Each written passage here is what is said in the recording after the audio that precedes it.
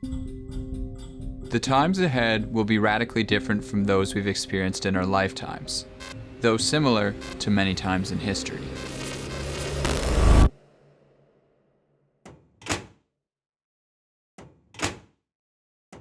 These were the opening words to Ray Dalio's latest work, The Changing World Order, a book I have been referencing on the channel for quite some time now. If you don't know who Ray is, he's the founder of the largest hedge fund in the world, Bridgewater. And one of my favorite things about him is how he makes complex economic topics digestible to the average person. His latest work makes a bold claim that we may be at the end of a period of time he calls the big cycle. This big cycle produces swings between 1, peaceful and prosperous periods of great creativity and productivity that raise living standards a lot, and 2, depression, revolution, and war periods where there's a lot of fighting over wealth and power and a lot of destruction of wealth, life, and other things we cherish. Just as we humans have a lifespan, so too does it seem world orders do as well. Now, to some of you, this idea may be a little bit jarring. Those of us who have been fortunate enough to live in peace and prosperity for the past few generations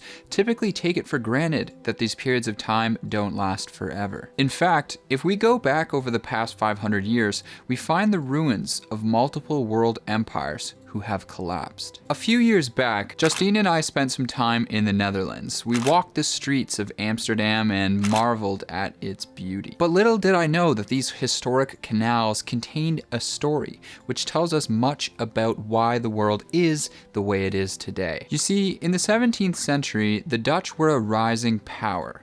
Leading with an incredible approach to education, the Dutch would invent 1/4 of all the world's innovations, with Ray suggesting the most important being large ships that could traverse the ocean for trade. And also very interestingly, they invented capitalism, contrary to many people today who think that is a modern American phenomenon. Because of all of these innovations, the Dutch were able to capture a huge amount of global trade and thus further increased their prosperity. But they now had to protect all this wealth that they were generating, and so they formed a powerful military. At this point, we have all the ingredients for a powerful empire. We have great education leading to innovation, which leads to increased prosperity, which leads to military development, which protects that prosperity. And finally, this protected prosperity attracts people and money from all around the world, turning the empire into a financial center. I didn't know it at the time, but when I was walking around the streets of Amsterdam, I was actually walking on what was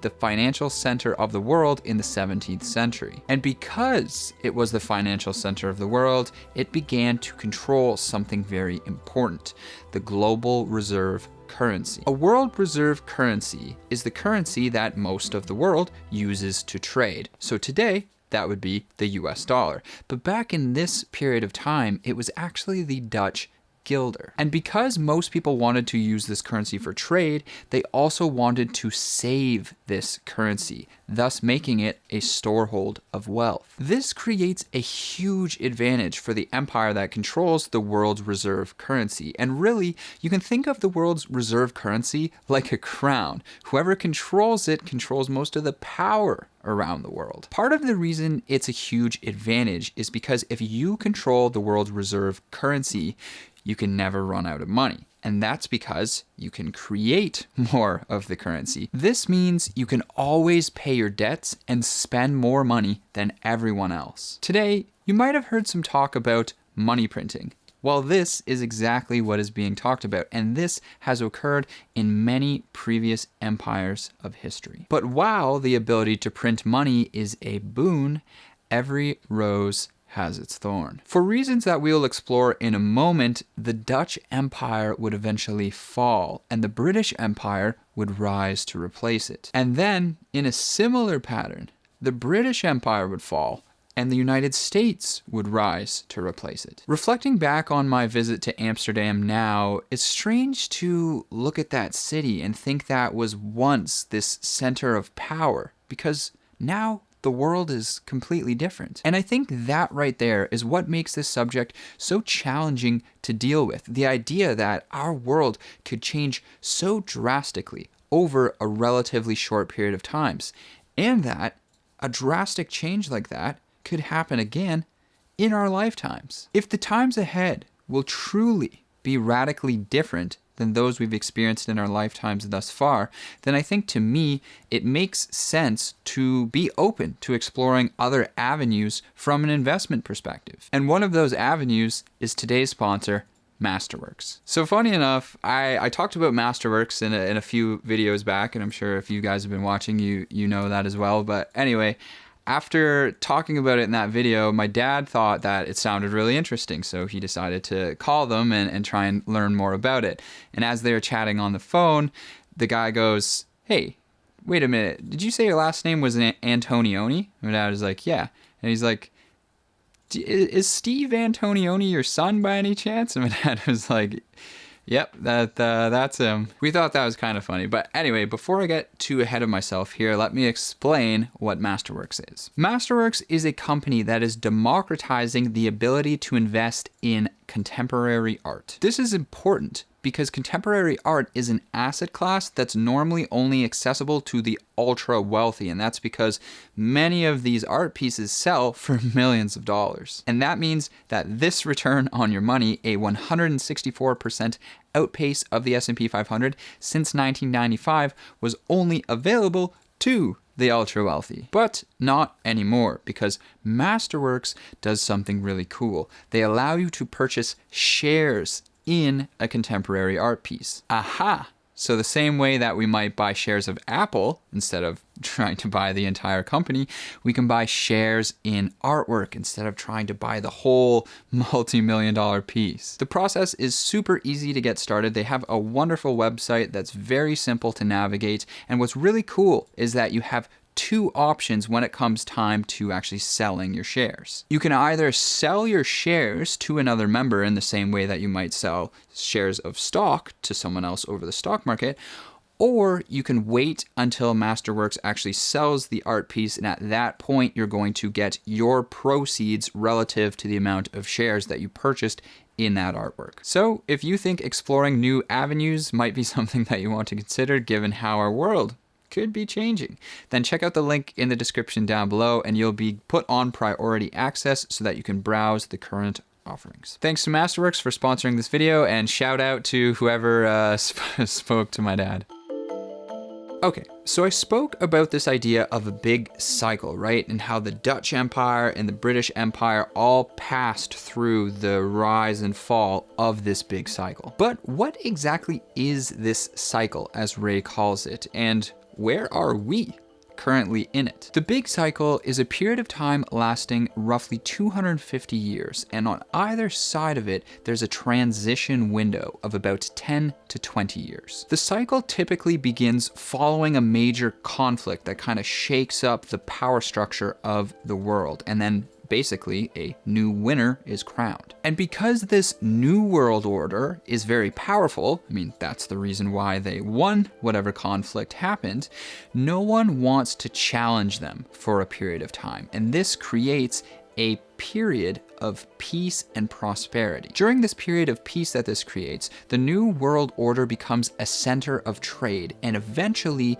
they hold the world's reserve currency. This causes this world order's prosperity to increase, and everyone related to it grows in wealth. But because everyone is getting richer, everyone develops the psychology that the times are really good right now and they're just going to continue getting better. So they increasingly bet money and resources on the future continuing to be better. This generally gets to a point where financial bubbles start to form. And at the point that these bubbles form, massive wealth gaps start to appear because the people who own assets are becoming much wealthier than the people who do not. Inevitably, the economy faces trouble at some point, and this causes these bubbles to burst. But because this world power holds the reserve currency, it means that they can print money to try and stabilize their economy. But this money printing unequally benefits the rich, ultimately leading to internal conflicts between people,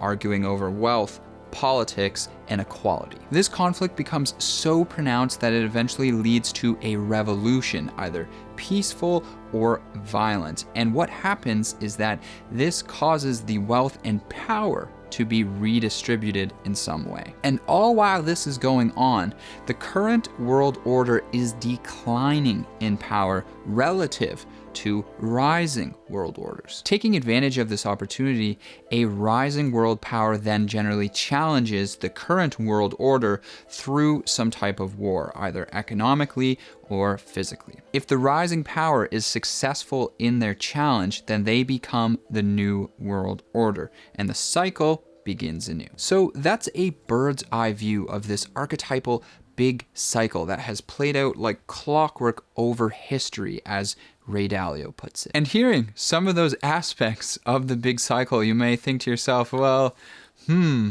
geez, that kind of sounds like what's going on today, doesn't it? I would tend to agree. It does. And it seems that this was his, or at least one of his, main motivations for writing this book, to make the world aware, make the United States aware of the potential path that we might currently be on. But a question you may have is, why does this have to be a cycle? I mean, why can't an empire at some point just say, hey, you know what? We're going to keep improving. We're not going to make those same mistakes of the past, and that way we don't have to collapse. I've thought a lot about that question lately, and I think there's a few reasons why history tends to rhyme over time.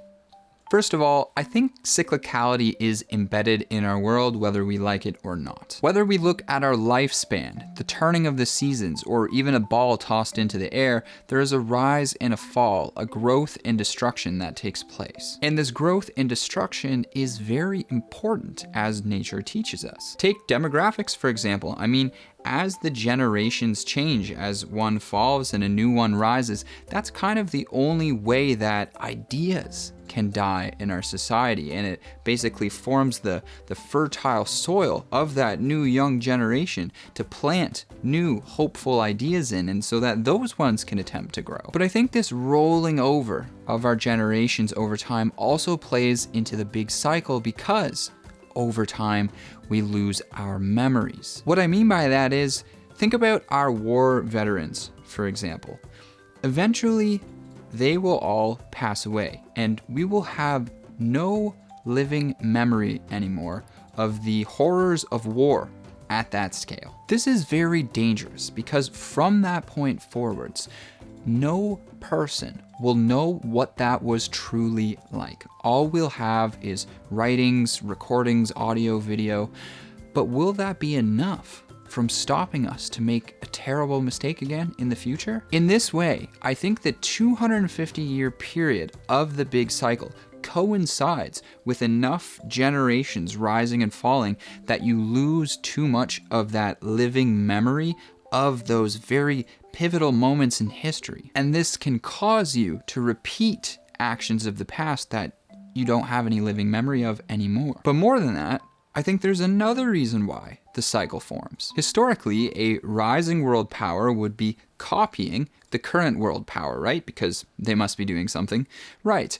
But more than that, they're also trying to improve upon what they're doing. For example, the British copied Dutch ship designs, which were excellent, but then they used cheaper labor to build them, which meant that the British ships were much more competitive. And also, a leading world power tends to develop a population over time that's less productive and more decadent. This happens because as people get rich, they generally pursue more leisure instead of work. And related to this is the fact that because of past success, many new generations are born into wealth that they didn't have to work for. All the while, particularly among the wealthy, they believe that these good times will just continue to roll and even get better in the future. So like I said earlier, they increasingly bet money and resources on that great future. This then causes those asset bubbles that eventually burst. So to a large degree, it seems like there are these embedded cause and effect relationships within this cycle that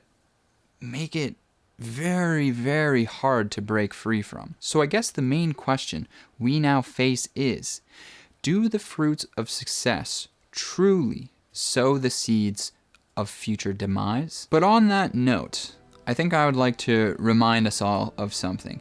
Throughout the years, there is no shortage of people professing the collapse of this or the end of that. Doomsayers have been a part of our world since time immemorial. So my hope for you is to not take this information and then move forwards with a pessimistic view of the future. Instead, my hope is to open your mind to the idea that the structure of the world can change the same way generations do, and that empires can and do rise and fall, just like we humans do. But in the grand scheme, as these cycles take place, it allows us to begin anew, reach for greater ideals, stumble, and then reach again.